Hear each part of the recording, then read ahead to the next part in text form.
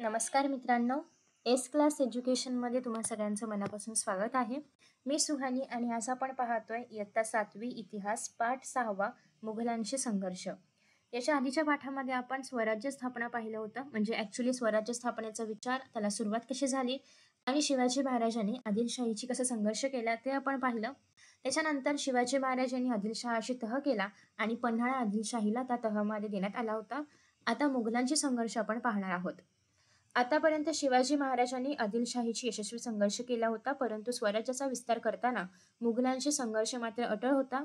स्वराज्याचा विस्तार होऊ लागता स्वराज्यावरती मुघलांचे संकट आले. अर्थात आता मुघल पण त्या काळचा एक त्या काळची एक प्रबळ सत्ता होती, त्याच्यामुळे कधी ना कधी हे होणार होतंच.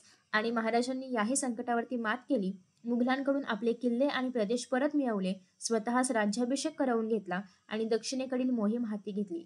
या सर्व घटनांची माहिती आपण आजच्या या पाठामध्ये बघणार आहोत. आपण मागच्या पाठामध्ये पाहिलं होतं की औरंगजेबाने शाहिस्ते खानाला महाराजांवरती चाल करून जाण्यास पाठवलं होतं. ती स्वारी आता आपण कंप्लीट करतोय. फेब्रुवारी 1660 मध्ये शाहिस्ते खान अहमदनगरवरून निघून पुणे प्रांतामध्ये आला.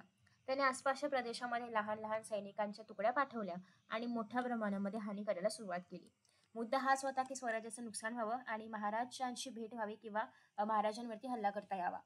चाकणच्या किल्ल्याला वेढा दिला. चाकणच्या किल्ल्याचा किल्लेदार फिरंगोजी नरसाळा याने त्याच्या सैन्याचा तीव्र प्रतिकार केला, पण शेवटी मात्र शाहिस्ते खानाने चाकणचा किल्ला जिंकून घेतला. शिवाजी महाराजांचे बालपण जेथे गेले त्या पुण्यातील लाल महालामध्ये शाहिस्ते खान त्या ठिकाणी राहू लागला होता आणि तेथून जो काही आसपासचा भाग होता त्या भागामध्ये त्याने प्रचंड लूट माजवली होती, प्रचंड लूट केली होती. 2 वर्ष झाली तरी पण तो काही पुण्याचा मुक्काम सोडण्याचा विचार करत नव्हता आणि त्याचा परिणाम प्रजेवरती अर्थात होत होता.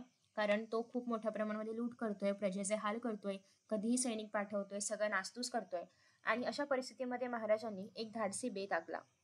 शिवाजी महाराजांनी स्वतःच्या नेतृत्वाखाली लाल महालावरती गुप्तपणे छापा घालण्यासाठी एक धाडसी योजना आखली आणि त्यानुसार 5 एप्रिल 1663 रोजी महाराजांनी रात्रीच्या वेळी निवडक सैनिक घेतले आणि त्यासह त्यांनी लाल महालावरती छापा घातला.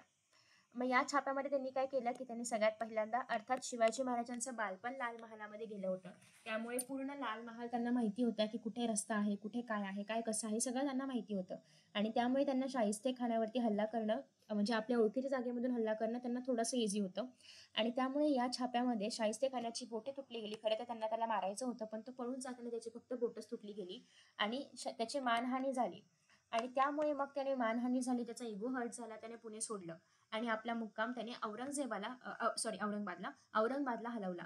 आणि या प्रकारामुळे त्याने औरंगजेबाची नाराजी मात्र ओढावून घेतली, कारण औरंगजेबने इतक्या आशेने शाहिस्ते खानाला पाठवलं होतं महाराजांवरती चाल करून, पण ते मात्र झालं नाही. आणि त्यामुळे तो आता कायमचा एक नाराजी त्याला मिळाली औरंगजेबाकडून, की औरंगजेबाने त्यास बंगालच्या सुभ्यावरती पाठवले. शाहिस्ते खानावरील यशस्वी हल्ल्याचा परिणाम लोकांवरतीही झाला आणि शिवाजी महाराजांच्या कर्तृत्वावरील प्रजेचा विश्वास अधिकच वाढत गेला. प्रजेला पण वाटू लागलं की राजे आपल्यासाठी लढत आहेत किंवा राजे आपल्या सुरक्षिततेसाठी प्रयत्न करतायत, त्याच्यामुळे प्रजा पण त्यांच्यावरती विश्वास ठेवू लागली. सुरतेवर स्वारी. शाहिस्ते खानाने 3 वर्षाच्या काळामध्ये बराच स्वराज्याचा भाग उद्ध्वस्त केला होता, खूप मोठ्या प्रमाणामध्ये हानी केली होती, सगळी लूट केली होती आणि त्याची भरपाई करणं आवश्यक होतं. मग आता त्यासाठी महाराजांनी मुघलांना धडा शिकवायसाठी एक योजना बनवली आणि मुघलांनी आपला प्रदेश लुटलेला आहे, तर मुघलांकडूनच तो आपण परत मिळवूया. ठीक आहे. सो मुघलांच्या ताब्यामध्ये सुरत हे मोठे व्यापारी केंद्र आणि बंदर होते. अजूनही सुरत हे मोठे व्यापारी केंद्र आहे. तेथे इंग्रज आणि डच यांच्या वखारी होत्या. मग आता हे शहर बादशहाला सर्वात जास्त महसूल देत होतं, कारण अर्थात इंग्रज डच यांच्याकडून ते जे काही महसूल आहे ते वसूल करणारच होते. ठीक आहे. आणि मग तसेच ते आर्थिकदृष्ट्या संपन्न होते आणि म्हणून त्यांनी सुरतेवरती स्वारी केली. सुरतेचा सुभेदार इनायत खान याने महाराजांच्या स्वारीचा प्रतिकार केला, पण तो काही त्याच्यामध्ये यशस्वी ठरला नाही.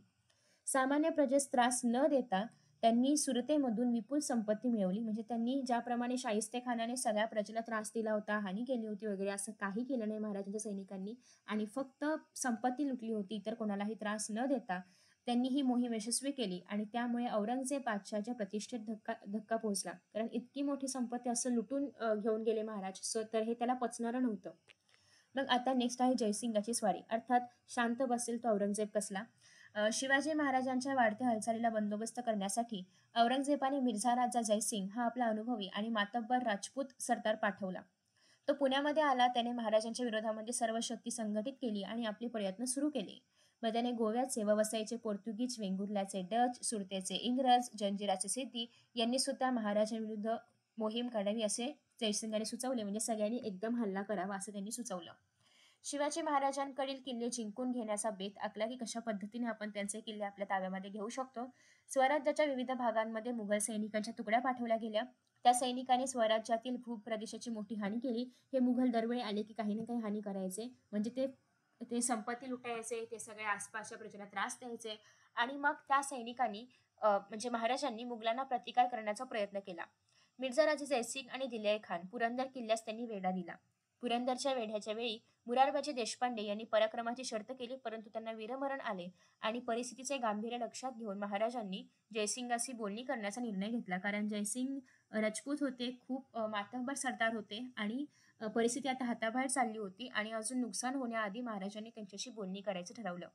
त्यांनी जयसिंगाची भेट घेतली. जयसिंग आणि महाराज यांच्यामध्ये 1965 जूनमध्ये तह झाला आणि पुरंदरच्या पायथ्याशी झाल्यामुळे याला पुरंदरचा तह म्हणून ओळखलं जातं. आणि या तहानुसार मुघलांना 23 किल्ले महाराजांना द्यावे लागले होते आणि महाराजांनी 23 किल्ले मुघलांना दिले आणि त्याच्या भोवतालचा जो काही वार्षिक 4 लक्ष होन उत्पन्नाचा जो काही प्रदेश आहे तर तो पण देण्यात आला. आणि आदिलशाही विरुद्ध मुघलांना मदत करण्याचे आश्वासन पण दिले. म्हणजे कधी आदिलशाहीने जर मुघलांवरती आक्रमण केलं तर महाराज मुघलांना सहाय्य करणार आदिलशाही विरुद्ध असं पण आश्वासन देण्यात आलं. आणि या तहास औरंगजेबाने मान्यता दिली, कारण त्याला महाराजांचं सामर्थ्य कमी करायचं होतं आणि त्याच्यामुळे या तहामध्ये 23 किल्ले गेले महाराजांचे, जे की त्यांनी परत मिळवले, पण त्यामध्ये त्यांना 23 किल्ले आपले द्यावे लागले. आग्रा भेट आणि सुटका. पुरंदरच्या तहानंतर जयसिंगाने आदिलशाही विरुद्ध मोहीम हाती घेतली आणि महाराजांनी जयसिंगास मदत केली. तथापि त्यांची ही मोहीम यशस्वी झाली नाही. त्यावेळी महाराजांना काही काळ तरी दक्षिणेच्या राजकारणापासून दूर ठेवावे असा विचार जयसिंग आणि औरंगजेब बादशहाने केला आणि मग त्यांनी आता योजना करायला सुरुवात केली.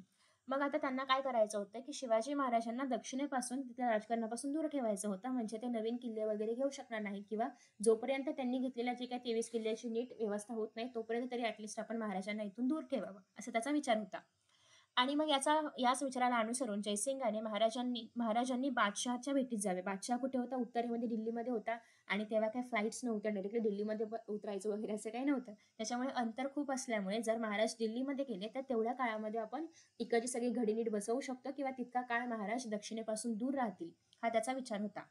आणि मग त्यांच्या सुरक्षिततेबद्दलची हमी देखील दिली आणि महाराजांसमोर त्यांनी हा प्रस्ताव ठेवला की असं आपण बादशहाला भेटायला जावं, तुम्हाला काही होणार नाही किंवा तुम्ही सुरक्षित राहणार याची हमी पण देण्यात आली.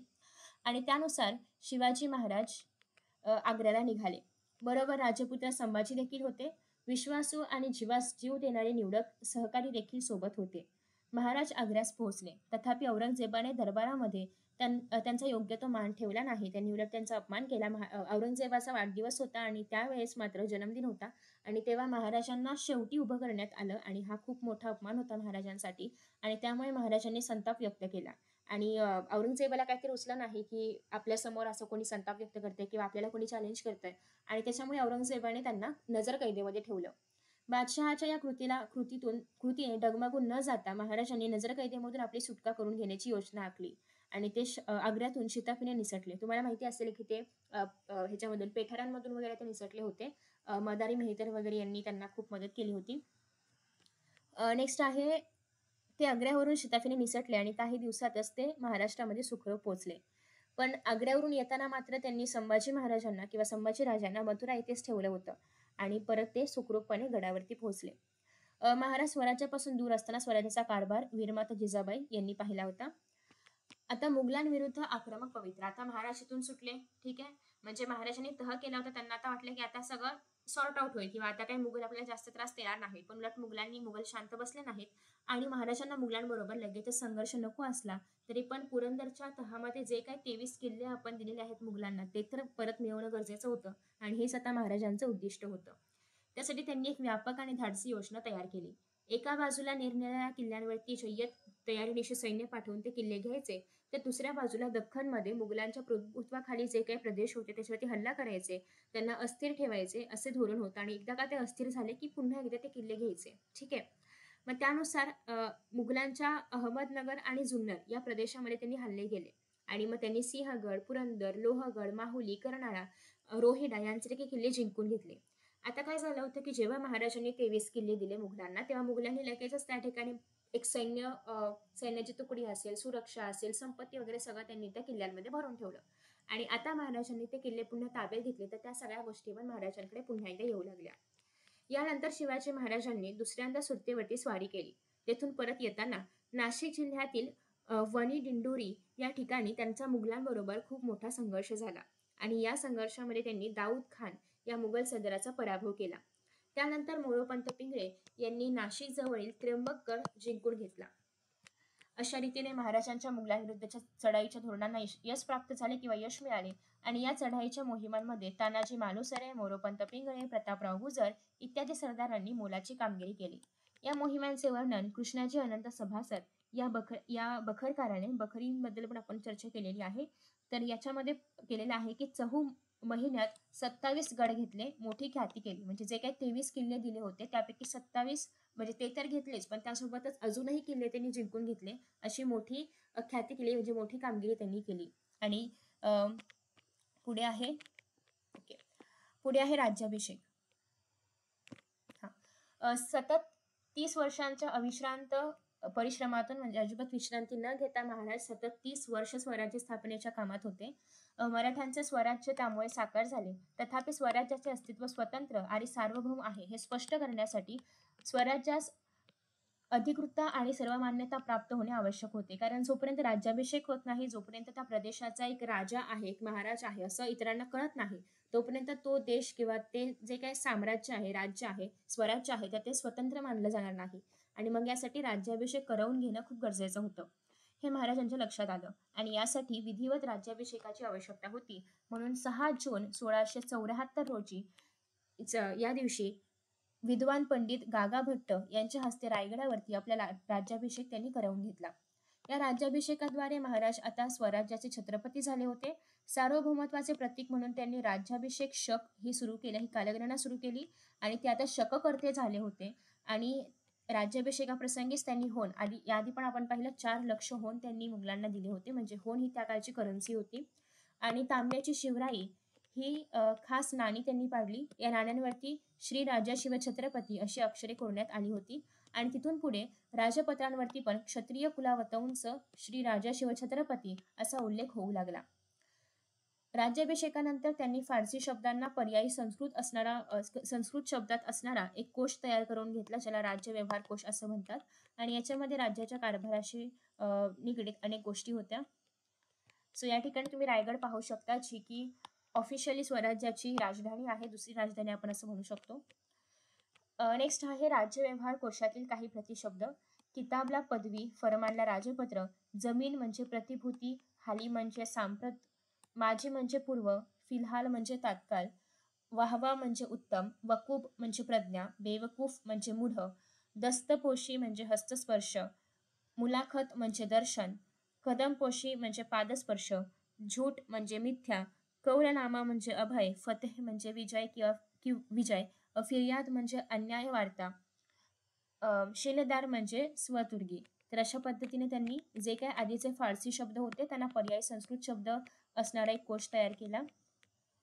मध्ययुगीन भारताच्या इतिहासामधील शिवाजी महाराजांचा राज्याभिषेक ही एक क्रांतिकारी घटना होय. आणि या घटनेचे महत्त्व सांगताना सभासद म्हणतो, मराठा पातशाह एवढा छत्रपती झाला ही गोष्ट काही सामान्य नाही. म्हणजे मराठी बादशाह एवढा मोठा छत्रपती झाला ही गोष्ट काही सामान्य नाहीये असं त्यांनी म्हटलेलं आहे. यानंतर महाराजांनी अल्पावधीत 24 सप्टेंबर 1674 रोजी निश्चलपुरी गोसावी यांच्या मार्गदर्शनाखाली तांत्रिक पद्धतीने राज्याभिषेक पण करवून घेतला. भारतामध्ये वैदिक आणि तांत्रिक अशा धर्मकृत्यांच्या 2 परंपरा अस्तित्वात होत्या. म्हणजे सगळ्या ठिकाणाहून आता स्वराज्य हे एक स्वतंत्र राज्य झालेलं आहे. स्वतंत्रता आणि सार्वभौमत्वता आता मिळालेली आहे. त्यांचा आदर करून महाराजांनी दोन्ही पद्धतीने राज्याभिषेक करवून घेतला. युवराज संभाजीराजे शिवाजी महाराजांच्या राज्याभिषेकाच्या वेळी 17 वर्षांचे होते आणि त्यांनी बुधभूषण या ग्रंथामध्ये राज्याभिषेकाच्या समारंभाचे वर्णन केले आहे. ते त्यांच्या स्वतःच्या अनुभवावरती आधारित आहे. छत्रपती शिवाजी महाराजांच्या राज्याभिषेक महोत्सवाच्या वेळी निरनिराळ्या प्रांतातून जे श्रेष्ठ विद्वान आले होते त्यांना वजनमाप किंवा मोजदाद न करता विपुल धन देऊन तसेच वस्त्रे, हत्ती, घोडे यांचे हे दान करून संतुष्ट केले. अशा प्रकारे छत्रपती शिवरायांनी आपली कीर्ती निरनिराळ्या देशांना विस्तारली. नेक्स्ट आहे की दक्षिणेची मोहीम. आता राज्याभिषेक झाल्यानंतर सुमारे 3 वर्षांनी म्हणजे 74 नंतर 77 ऑक्टोबर 1677 मध्ये महाराजांनी दक्षिणेची मोहीम हाती घेतली. गोवळकोंड्यास त्यांनी कुतुबशहाची भेट घेतली, त्यांच्याबरोबर मैत्रीचा तह केला आणि पुढे महाराजांनी कर्नाटकातील बंगळुरू, होसकोटे तसेच सध्याच्या तमिळनाडूमधील जिंजी, वेल्लोर इत्यादी किल्ले आणि आदिलशाहीचा इतर काही प्रदेश त्यांनी जिंकून घेतला. आता महाराजांना आपल्या स्वराज्याचा विस्तार करायचा होता. त्यांच्या फौजेने तेथील प्रजेला कोणताही त्रास दिला नाही आणि जिंकलेला जो काही प्रदेश आहे त्याचा कारभार पाहण्यासाठी मुख्य कारभारी म्हणून रघुनाथ नारायण हनुमंते यांची नेमणूक त्यांनी केली होती. शिवाजी महाराजांच्या काळामध्ये वतनदार देणं किंवा वतन देणं याला मात्र मनाई होती. शिवाजी महाराजांचे सावत्र बंधू व्यंकोजी हे सध्याच्या तमिळनाडूमध्ये असणारे तंजावर येथे राज्य करत होते. त्यांनीही आपल्या स्वराज्य कार्यामध्ये येऊन सहभागी व्हावं असा महाराजांचा प्रयत्न होता. व्यंकोजीराजे यांच्या पश्चात तंजावरच्या राजांनी विद्या आणि कला यांची जोपासना केली आणि तिथे सरस्वती महाल हे ग्रंथालय बांधलं जे की जगप्रसिद्ध आहे. दक्षिणेच्या मोहिमेमध्ये तमिळनाडूतील जिंजीचा किल्ला जिंकून तो स्वराज्याला जोडण्याचा शिवाजी महाराजांच्या कृतीला पुढील काळामध्ये निर्णायक महत्त्व आले. मुघल बादशाह औरंगजेब स्वराज्य नष्ट करण्यासाठी महाराष्ट्रामध्ये ठाण मांडून बसल्यामुळे तेव्हाचे छत्रपती राजाराम महाराज यांना सुरक्षिततेसाठी महाराष्ट्र सोडावा लागला आणि त्यावेळी त्यांनी दक्षिणेतील जिंजी किल्ल्यावरच आश्रय घेतला होता आणि तेथूनच राज्यकारभार केला होता. शिवाजी महाराजांच्या या दक्षिण दिग्विजयानंतर थोड्याच दिवसात म्हणजे 3 एप्रिल 1680 रोजी त्यांचे रायगडावरती निधन झाले आणि वयाच्या 50शीतील त्यांच्या निधनाने स्वराज्याची अपरिमित हानी झाली आणि एका महान युगाचा अस्त झाला. म्हणजे अवघ्या 50 वर्षात त्यांनी संपूर्ण स्वराज्य निर्माण केलं. म्हणजे इतक्या परिश्रमाने त्यांनी स्वराज्य निर्माण केलं आणि 1680 साली त्यांचा मृत्यू झाला. त्यांची समाधी आहे रायगडावरती, जे तुम्ही इथे बघू शकता. तर अशा पद्धतीने आपण हा चॅप्टर पाहिलेला आहे. नेक्स्ट व्हिडिओमध्ये आपण स्वराज्याचा कारभार पाहणार आहोत. म्हणजे छत्रपती शिवाजी महाराजांनी जेव्हा स्वराज्य स्थापन केलं तेव्हा त्यांच्याकडे अष्टप्रधान मंडळ होतं, हे तुम्ही बऱ्याचदा ऐकलं असेल. तर नेमकं ते कामकाज कसं चालू होतं, अष्टप्रधान मंडळ काय करायचं, आरमाराबद्दल सगळ्याच गोष्टींबद्दल आपण नेक्स्ट व्हिडिओमध्ये पाहणार आहोत. So thank you so much for watching this video. I hope की तुम्हाला या व्हिडिओमध्ये कोणते डाऊट्स नसतील, पण काही डाऊट्स असतील तुम्ही खाली कमेंट बॉक्समध्ये विचारू शकता. Bye bye.